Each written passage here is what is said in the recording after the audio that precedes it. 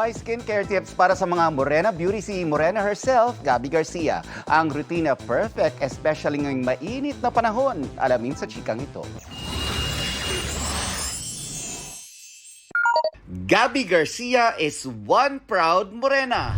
Espesyal para kay Gabby ang kanyang kayumangging kutis at espesyal din ang kanyang pangangalaga dito. Isinare ni Gabby ang kanyang secret para mapanatiling glowing ang skin at healthy ang body. Number 1, sunscreen is life. Ako talaga, I make sure I apply SPF. It's so important. Lalo na kalaban natin kasi ang araw ngayon. Napakainit.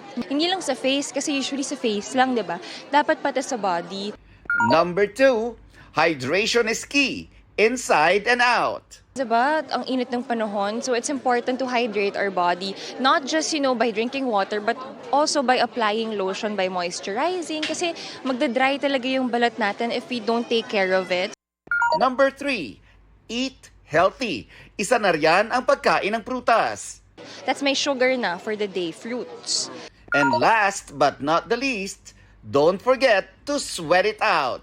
Naniniwala kasi ako na ang self-care, maraming paraan yan. At isa dyan ay ang pag-workout.